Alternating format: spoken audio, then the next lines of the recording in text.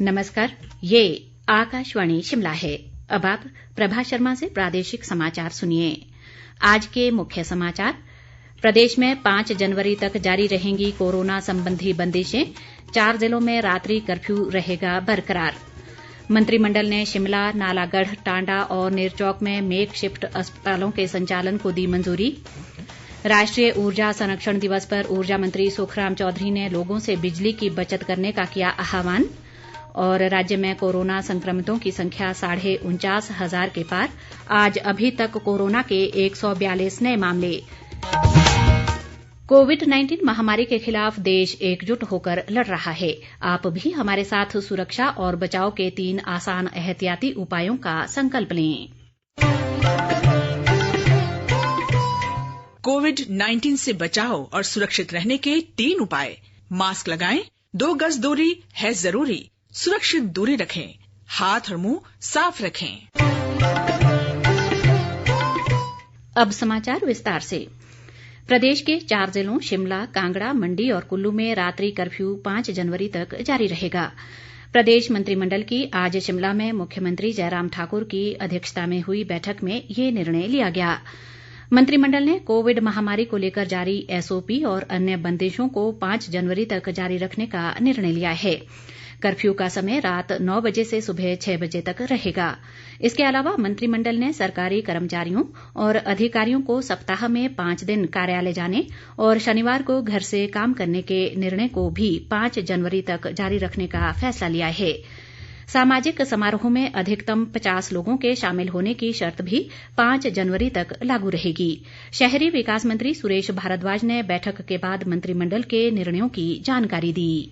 मंत्रिमंडल ने निर्णय लिया है कि जो एसओपीज रिस्ट्रिक्शंस लगाई गई थी उसमें कुछ अमेंडमेंट्स के बाद सभी रिस्ट्रिक्शंस 5 जनवरी तक लागू रहेंगी। केवल मात्र जो रिस्ट्रिक्शन मुख्यमंत्री, मंत्री और विधायकों के एक्चुअल प्रोग्राम में जाने पर लगाई गई थी कि वो वर्चुअली करेंगे, उसमें परिवर्तन सिर्फ ये किया है कि वो एक्चुअल प्रोग्राम कर सकते हैं, लेकिन संख्या 50 ही रहेगी। बाकी सभी restrictions as it is including night curfew जो है वो जारी रहेंगे। मंत्रिमंडल ने शिमला, नालागढ़, टांडा और नेरचौक में जनहित में मेक शिफ्ट अस्पतालों के संचालन को मंजूरी दी।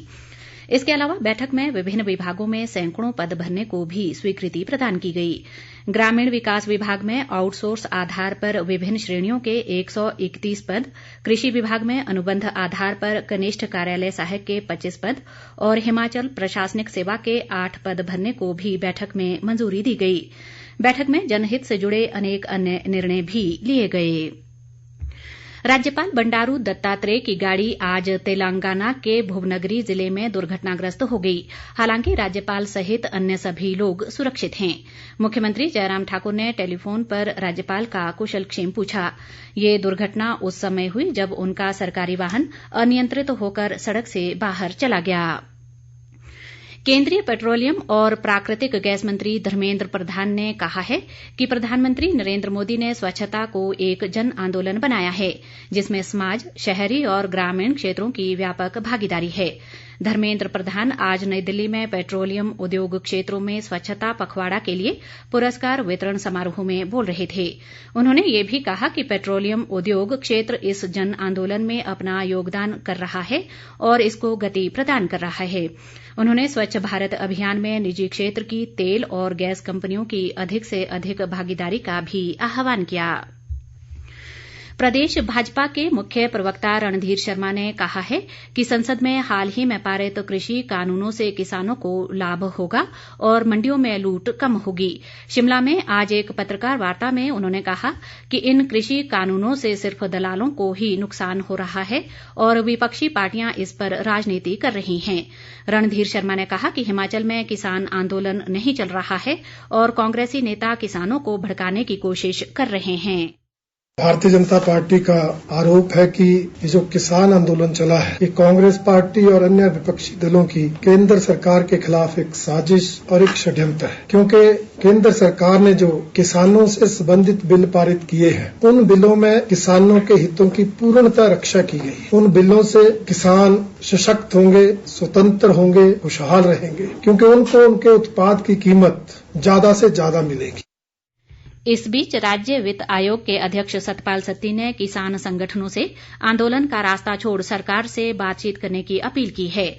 ऊना में आज पत्रकारों से बातचीत में उन्होंने कहा कि केंद्र सरकार द्वारा पारित कृषि सुधार कानूनों से देश का किसान सशक्त होगा। उन्होंने कहा कि न्यूनतम समर्थन मूल्य की व्यवस्था जारी रहेगी और इन कानूनों से किसानों को लाभ होगा। सत्ती ने किसानों से विपक्षी दलों के बहकावे में न आने को कहा है। आज राष्ट्रीय ऊर्जा संरक्षण दिवस है। ऊर्जा मंत्री सुखराम चौधरी ने लोगों से बिजली की बचत करने का आग्रह किया है। उन्होंने कहा कि ऊर्जा के महत्व व इसके सही इस्तेमाल के बारे में जागरूकता लाने के लिए ही ये दिवस मनाया जाता है। सुखराम चौधरी ने कहा कि आज सबसे बड़ी आवश्यकता ऊर्जा के सही उपयोग की है और राज्य सरकार ने इस दिशा में प्रभावी कदम उठाए हैं। उन्होंने कहा कि प्रदेश भर में ऊर्जा संयंत्र की स्थापना को प्राथमिकता दी जा रही है और जल विद्युत के दोहन के साथ साथ सौर ऊर्जा के सही उपयोग पर भी बल दिया जा रहा है।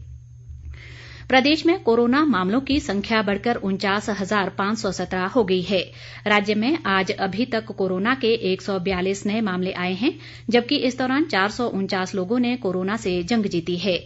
राज्य में इस समय कोरोना के 6,932 सक्रिय मामले हैं, जबकि 41,727 लोग उपचार के बाद ठीक हो चुके हैं। प्रदेश में आज अभी तक 12 लोगों की कोरोना के कारण मृत्यु हुई है। इसे मिलाकर प्रदेश में कोरोना से मरने वालों की संख्या 813 हो गई है। शिमला जिले में सबसे अधिक 220 लोगों की कोरोना की वजह से मृत्यु हुई है। प्रदेश कांग्रेस अध्यक्ष कुलदीप राठौर ने पंचायत चुनाव से पहले फर्जी मतदाताओं को मतदाता सूचियों में शामिल करने का आरोप लगाया है। सोलन में आज उन्होंने पार्टी के अन्य नेताओं के साथ उपायुक्त को ज्ञापन सौंपा, जिसमें निष्पक्ष चुनाव करवाने को कहा गया है।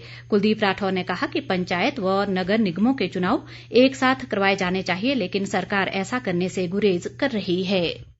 इन चुनावों में बहुत बड़ी हेराफेरी हो रही है। जो वोटर लिस्ट हैं उनमें बहुत ज्यादा जो है गड़बड़ किया जा रहा है और जो कांग्रेस पार्टी की विचारधारा के लोग हैं उन्हें काटा जा रहा है और बहुत सारे जो है फर्जी वोट जो है बनाए जा रहे हैं। मुख्य सचेतक नरेंद्र बरागटा ने आज कोटखाई क्षेत्र के डाहर व नावर के गुजांदली गांव में अग्निकांड से पीड़ित परिवारों से मुलाकात की। उन्होंने प्रभावितों को हर संभव आर्थिक मदद दिलाने का भरोसा दिया।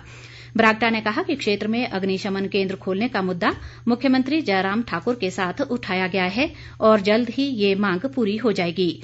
बरागटा ने लोक निर्माण विभाग को गुजांदली गांव के लिए एम्बुलेंस सड़क बनाने के निर्देश भी दिए।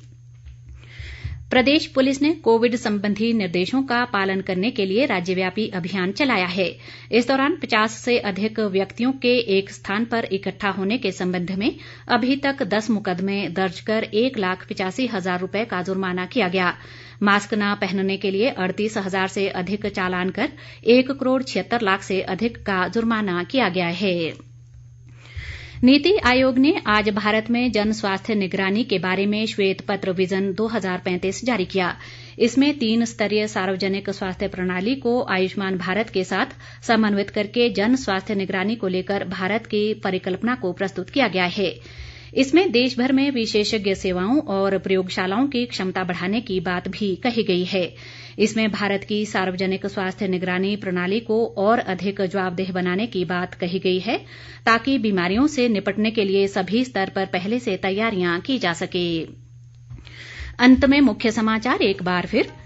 प्रदेश में 5 जनवरी तक जारी रहेंगी कोरोना संबंधी बंदिशें। 4 जिलों में रात्रि कर्फ्यू रहेगा बरकरार। मंत्रिमंडल ने शिमला, नालागढ़, टांडा और नेरचौक में मेक शिफ्ट अस्पतालों के संचालन को दी मंजूरी। राष्ट्रीय ऊर्जा संरक्षण दिवस पर ऊर्जा मंत्री सुखराम चौधरी ने लोगों से बिजली की बचत करने का किया आह्वान। और राज्य में कोरोना संक्रमितों की संख्या 49,500 के पार। आज अभी तक कोरोना के 142 नए मामले। इसी के साथ ये समाचार बुलेटिन समाप्त हुआ। नमस्कार।